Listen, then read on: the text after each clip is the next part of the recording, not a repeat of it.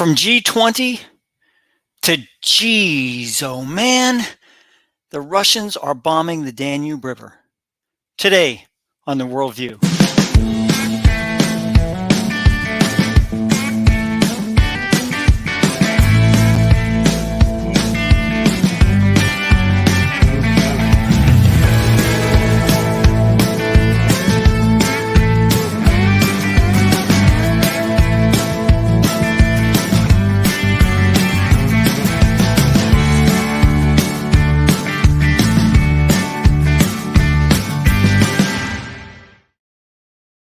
Today we're going to cover two things, two major areas, and as well as maybe some things on climate change, maybe bring in some data into this whole thing. Hi, I'm Chris Greco. For the next 30 minutes, we're talking about the worldview.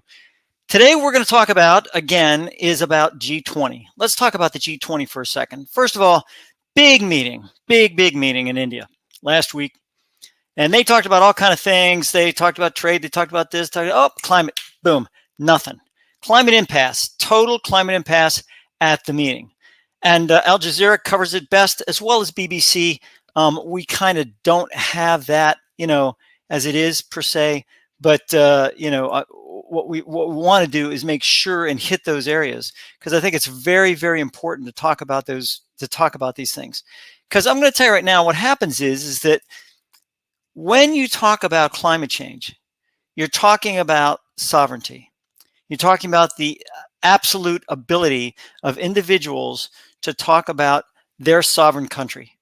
And I'll tell you, what happens is that as things turn up from the standpoint of, we have different types of areas or different types of things, or, whatever it is, the bottom line is this, is that no matter what we do, we want to make sure to bring in climate, right, as a major issue. But when we get right down to it, and let me throw in some things from the data show that I'm going to talk about with climate change. But we cannot in any way, shape, or form, and let me make this very, very clear, and this is not an opinion, this is fact. We cannot, with all certainty, you can statistically significance and all the whole horse poop that goes along with that, but you cannot say that this is the worst climate we've ever had. And man, scientists are out there saying that, to beat the band. Worst we've had in 120,000 years. Excuse me. You have no idea what happened 120,000 years ago. None, zero. We can make the best guess we can, but we have nothing in the way of certainty as to how bad the climate was. First of all, 120,000 years ago, we can't even count the United States. We can't count Europe. We can't count any of those things into what the whole aspect is. Second of all, in 120,000 years ago, there were no satellites other than the moon that were circling the Earth. We have no idea what was going on the Earth at that time. None. We can make our best guess, and scientists, I'm sure, are taking their best scientific guess on this whole thing. But the bottom line is, you cannot predict the past. Stop doing it. You can predict what's been written down in history, but even then you have to understand Bayesian probability. So all these things, when you come into being, is what we're talking about. And when we talk about the G20 environmental meeting, right? No consensus reached on key points, including curbing emissions, scaling up renewable energy despite record temperatures. Now, how, again, when we talk about record temperatures, what are we talking about? We're talking about, okay, record temperatures as opposed to when? Oh, as opposed to, now, if you want to do it 10 years ago, I'm good with that. Even 20 years ago, I'm good at that. 30, 40, 50, 60 years ago, again, things have changed in the way of climate aspects, in the way of monitoring, equipment, all the different things that go along with that. We're much better suited now to be able to do climate, weather aspects. And people say weather has nothing to do with climate. I tell them, go look it up. If you don't have weather, you don't have climate. Climate is climate. If you cannot have climate without weather. Cannot have it. It just doesn't work that way. But yeah, argue with me all you want, but go look it up. And the bottom line is that this G20 environmental meeting proved that. It says, we can't come to a conclusion, or we can't come to consensus. You can't come to consensus because of sovereignty. This is country sovereignty. Countries are still, we're all sitting back saying, oh, we're part of this big world that we're in. No, we're separate countries as part of a big world. This is, yes, we have to, there is a certain amount of interdependence that goes along with that. But the bottom line is this, is that countries are still countries. Sovereignty is still sovereignty. And those are the things that have to go along with that. And this is what's going on. And a lot of people say, well, Chris, what's that got to do with anything? Well, I'll tell you what. Let's go to global greenhouse emissions data. Now, this is EPA.gov. What's the most current one that they have at EPA? Environmental Protection Agency, 2010. 2014 is what they have. 2014 is what they are putting down as, 1900 to 2014 global carbon emissions. Now, look, yes, it's gone up. As a matter of fact, it took a regression, whatever else. Yes, it's gone up. But how much has the population gone up between 1900 and 2014? We're at 8 billion people right now, right? So you have to sit back and say, what was the population of the world in 1900? I'll tell you what, I'm going to let you do that. You do that. You look it up. And it's really not that hard to do, folks. Google, you put in world population, 1900, and then just go from there and figure it out. Say, look, yes, we're going up in global emissions, global carbon emissions, but how many more people do we have? And that's a problem. And people sit back and they go, well, it's humans are part of the problem. Well, until we stop giving birth, we're going to increase the number of people on this planet. As we do, we have to adapt to what we're doing from the standpoint of power usage. And it's really funny that, I'm sitting here on StreamYard and I'm doing this. The amount of power it takes to do this, the amount of effort it takes to do this. I'm powering up a laptop, I'm powering up a screen, I'm powering up light, different things. I'm using power to do this, right? As long off my residential power. So just as technical aspects increase, power requests are going to increase too. So this is by country. Now this is 2014. China 30%, United States 15%. This is other 20%. Look at India 7%. Now let's take a look at this and take a look monthly here. This is from IEA.org and monthly evolution of CO2 emissions in selected major economies 2020 relative to 2019. So let's take a look at this right here. So here's China, right? They're up 6%. And they're here. But look at India. Look at India. This is just April to December. Not minus 41, minus 23, minus 15, minus 6. Then all of a sudden, bang, they're up 2, 3, 8%. And then down here. Look at United States. This is 2020 compared to 2019. All right, they're down. We're down 3% by December of that year. So this is what we have, right? But that's from IEA. So let's take a look at climate change. So climate change is BBC. I love BBC, as you well know. What emissions cut has India promised? Now, here's the problem here. So this is India's, you see if this actually works. Here's 1984. So this is, I love BBC. This is all the areas from 1994. Now watch India here. Watch India. Look, India 2002, 2004. It's going up above Japan, above Russia. Look at the United States. United States, million ton. This is 1 million tons per year. Okay, look at this. National carbon emissions, 1 million tons per year. Here's China up here, U.S. And look about India. Let's do that again. Let's roll it again. I just love this actually. So roll this, and what it'll do is it'll start in 1994. Or 1984. Now look at India. Look at it growing. Look at it. It goes above. Here it is, 1997, 1998, 2000, 2003 overtakes China, 2009 overtakes Russia, and now it ends up as number 3. So India is really relying more and more and more on carbon emissions. They are relying more and more and more on fossil fuels. Why is that? Well, here's the per capita. Here's ourworldanddata.org, another great, as far as I'm concerned. And this is what they're saying here. So here's the United States, tons per capita. In tons per capita, in other words, Per person, what are we talking about? So we're talking about that we're doing, look at this, we're doing 1973, we were doing 23 tons. Look where we are now. We're down here at around 14 tons. China at 7 tons. Now, again, per person, right? So what's the capital of China? About 1.4 billion. What's or the capital of China? What's the population of China? 1.4 billion. What's the population of the United States? 340 million, right? What's India? India is the largest country, and it's right now at 1.93. Now we sit there and we can go back. I love this too. Go all the way back here, right? We can see where, I mean, this is during the Industrial Revolution here. We are really putting in some carbon, right? I don't know how they came up with this. I don't know how they would have measured that in 1888, but it's there. So let's take a look at all this. I'm just going to assume that this has been gathered with whatever. But let's take a look at the relative change. Look at the relative change. Yeah, 100,000% in India. 100,000%. Look at the United States. United States is about 35%. Look at China. China about 16%. Again, this is per capita. But look at India. 100,000%. Now, do you kind of understand why there's not a consensus in what's going on?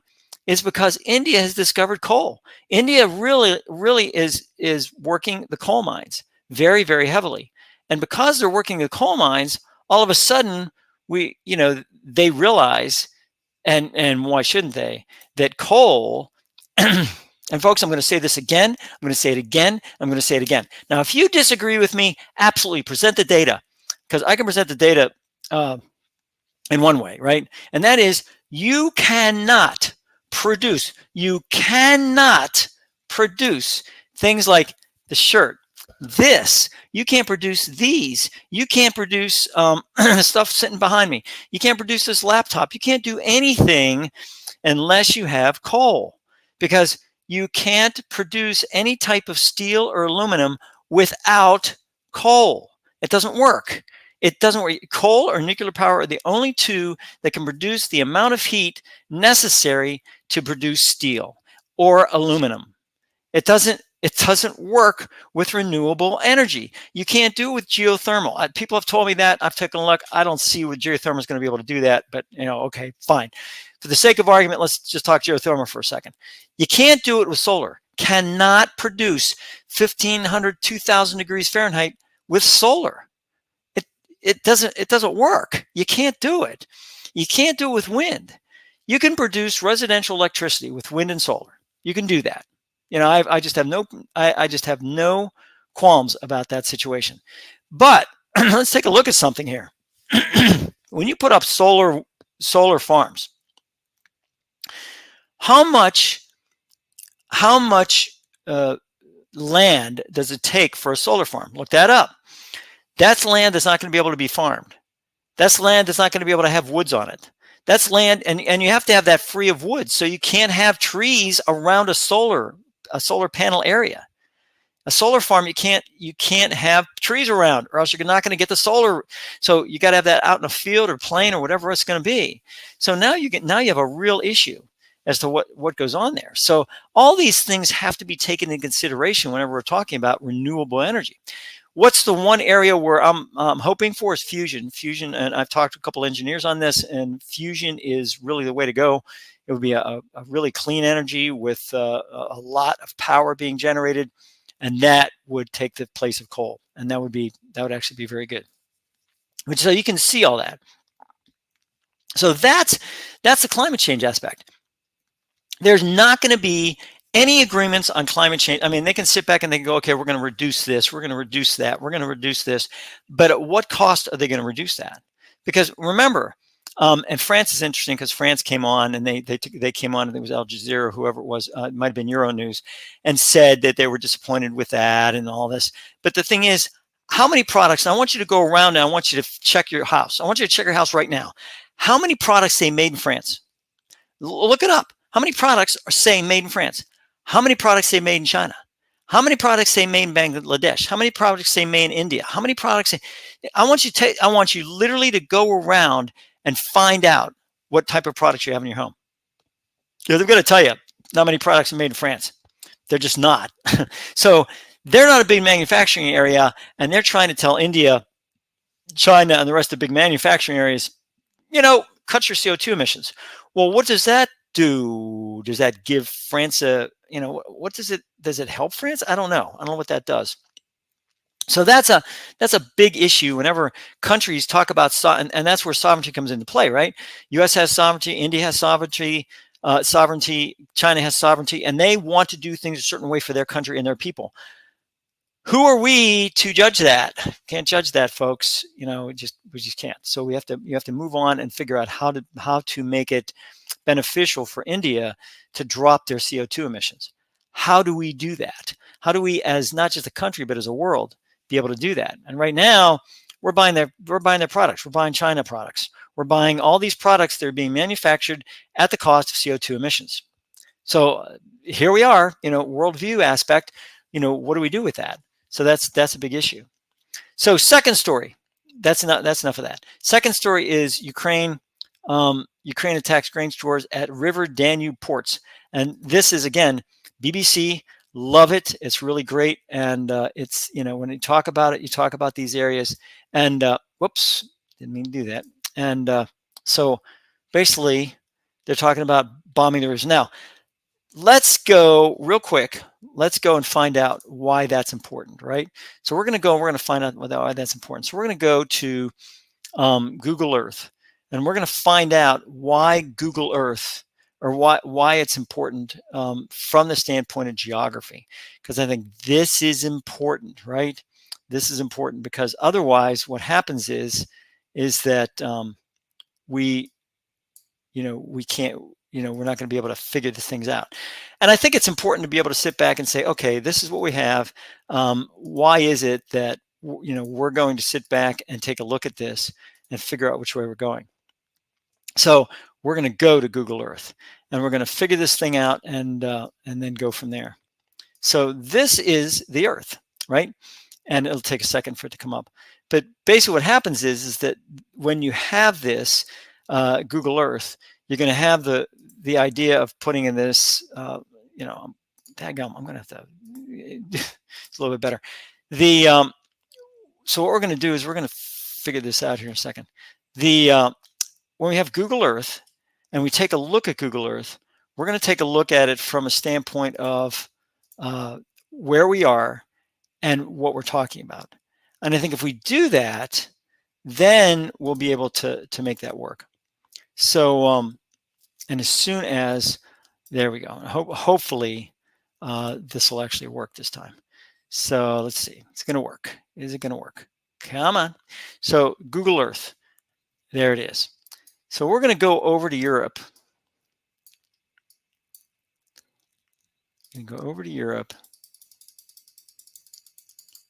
Okay. And now what we're going to do is we're going to go over to where we have the Danube River. So we're going to go over to the Danube. So I'm going to see what is the Danube River. So this is interesting. So by the way, they bombed Odessa. So the Russians bombed Odessa too. But what I want to do is I want to show you some of the rivers here. The Danube River is a large, very large river, and it is pretty amazing. I want to make sure, there we go, Danube River. There we go. So we're going to go to the Danube River. Hello? I'm going to go to the Danube River. There we go. Okay. So this is Danube, but where is the Danube River? The Danube River runs, now see, this is the Black Sea, right?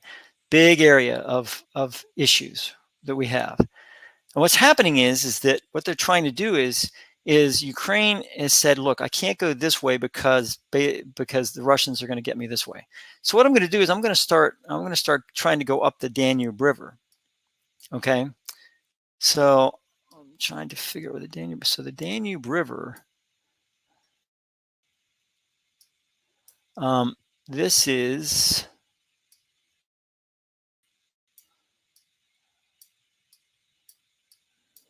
I mean, that'd be actually a perfect river to go up there. But see, the problem is that this river here is not well protected, and and you have a lot of it going through some really bad areas, right, of the Black Sea. So basically, what has to happen is they have to try to get stuff through the Danube River, and there's a Danube River that goes also through Romania.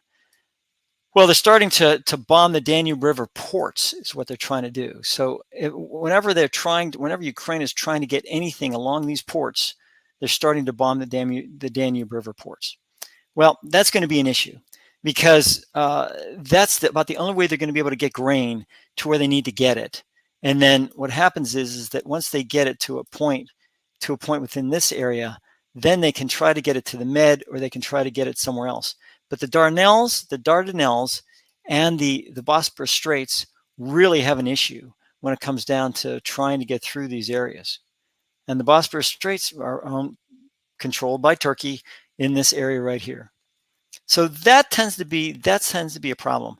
So when you're trying to do this and you're trying to figure things out, the Danube River is just not going to be. If right now it's a great way to be able to do what needs to be done, but unfortunately, it's not really the greatest way to be able to make things work. So what's happening is that and this is where it tends to be a real issue, is that you have basically it going like this. You're trying to get from here, right? So in here are the Danube River ports. Okay, they're actually in here along this area, and what they're trying to do is they're trying to get it through the river ports, and then they're trying to get it through Romania, and then through Romania. Now the problem is it's got to go through Serbia. That could be an issue. Then up through Budapest, Hungary, and then Bratislava through Austria. So Hungary, and then Austria, and then through Germany, and then finally, it ends up in Italy area somewhere, where they could try to get it through there's just hardly any way for them to be able to do what they need to do. But the Danube River ports are essential to try to figure out. Here they are right here, to try to figure out how to get these. Here's the river ports, and they're bombing them. Bombing the ports. They're hopefully not bombing Romanian ports, but I'm sure they're trying to get close, and also they're bombing grain areas. So all these things tend to be a problem with the Ukrainians, and it's really a shame, but that's what's going to happen. And so they're trying to get it either through train or some type of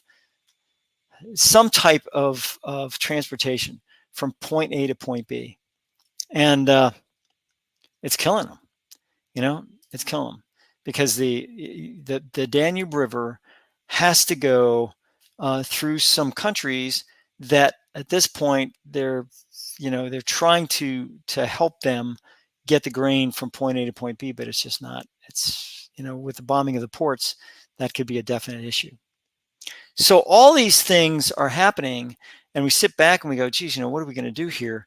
I think the idea behind this whole aspect is to try to be able to make it work, and to make it so that individuals themselves, will be able to either get the different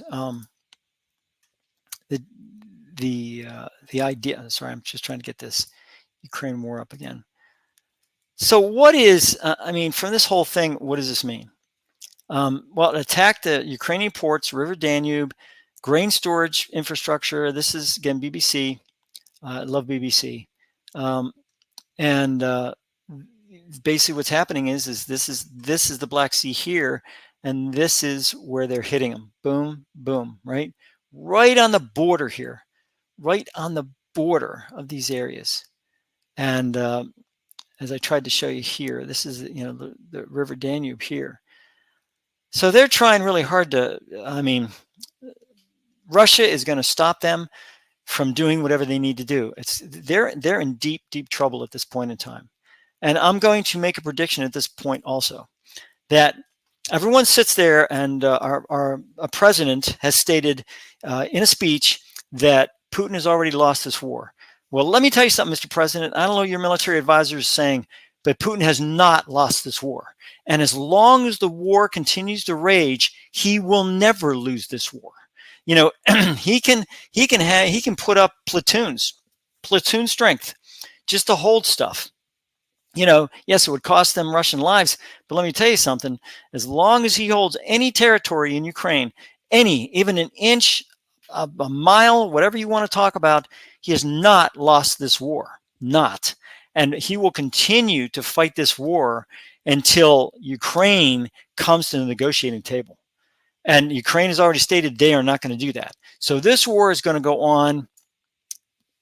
It could go on for 20 years, easily for 20 years.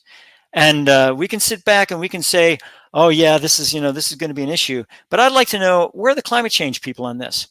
There's a lot of carbon dioxide being plunged into this air. Specifically, a lot of, when munitions explode, that's an amazing amount of vacuum. And you're talking about, dust, particulate matter, everything else in the air. It's putting a lot of areas of climate change into effect around the Ukraine region and the Russian region. So until Mr. Putin is either deposed or dead, this war will go on forever. And it's going to go on for at least the next 10 years at its current rate.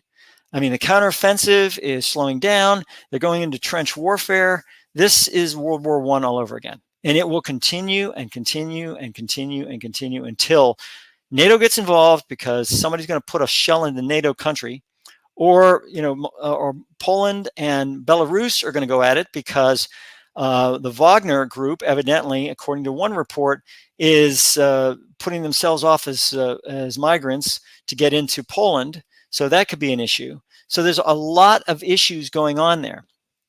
The last thing I wanted to go over just very quickly was the Russian-African Summit. So the Russian-African Summit was something that I think a lot of people kind of hit at times, but I think you have to understand a couple things. First of all, the Russian-African Summit was just ended. It was 27-28 July. And in that, Putin said that he would provide free of charge, the grain to 6 African countries. 6 African countries. Now, what are those? What are those countries? So Putin said he was going to put grain free, right, to 6 countries. And what are those countries? So let's talk about that for a second. So he said, okay, Burkina Faso. So we're going to hit each one here. So it was Burkina Faso, Zimbabwe, Mali, Somalia, the CAR, and Eritrea. So let's go to each one and talk about these just for a second, right? So I think that's important, and then I'm going to let you guys go. Burkina Faso, well, first, let's just talk about 2. We'll talk about the rest of them next time. I'm running out of time.